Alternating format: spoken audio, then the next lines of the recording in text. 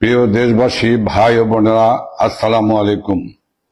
আজ দুঃখ ভারাক্রান্ত মন নিয়ে আপনাদের সামনে এসেছি।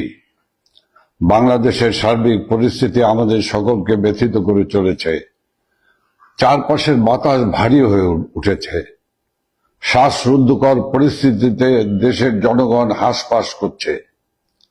আজ দেশের জনগণের সামনে একটি প্রশ্ন: বাংলাদেশ কোথায় গিয়ে দাঁড়িয়ে আছে? কোন দিকে যাচ্ছে? দেশি বিদেশি ষড়যন্ত্রের মাধ্যমে জননেত্রী, সফল রাষ্ট্রনায়ক শেখ হাসিনার নেতৃত্বে পরিচালিত সরকারের হটানোর মাধ্যমে বাংলাদেশ তার গতিমুখ হারিয়েছে। আর্থ-সামাজিক অর্থনৈতিক অগ্রগতিতে আন্তর্জাতিক পরিমণ্ডলে বারংবার প্রশংসিত বাংলাদেশ আজ অস্থিতিশীলতার চোরাবালিতে ডুবে গেছে। আজকের বাংলাদেশের সবকিছুর চেয়ে বোধহয় মানুষের জীবনের দামটাই কম। এটা শুরু শিক্ষার্থীদের আন্দোলনের আড়ালে মেটিকুলাস ডিজাইন করে শিক্ষার্থী ও হাজার হাজার পুলিশ বাহিনীর সদস্যদের হত্যা করে একটি নির্বাচিত গণতান্ত্রিক সরকারকে হটানো হয়। এরপর ডক্টর মোহাম্মদ ইউনূসের নেতৃত্বে একটি গোষ্ঠী অবৈধ ও অসাংবিধানিক ভাবে ক্ষমতা দখল করে।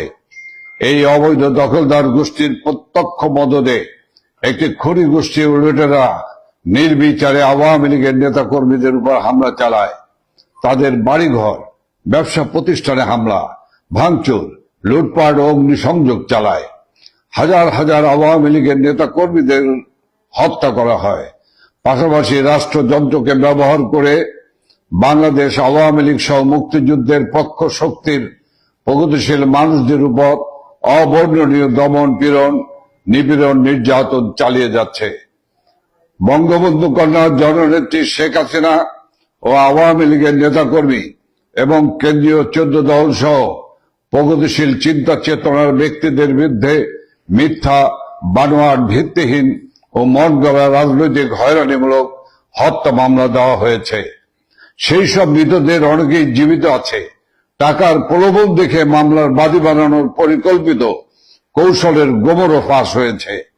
এই অবৈধ দখলদার সরকার রাজনৈতিকভাবে উদ্দেশ্য প্রণোদিত হয়ে প্রহসনমূলক বিচারের মাধ্যমে বঙ্গবন্ধু কন্যা, সফল রাষ্ট্রনায়ক, সফল প্রধানমন্ত্রী শেখ হাসিনাকে যে ফাঁসি দেওয়ার সিদ্ধান্ত নিয়েছে তাও ইতিমধ্যে প্রমাণিত।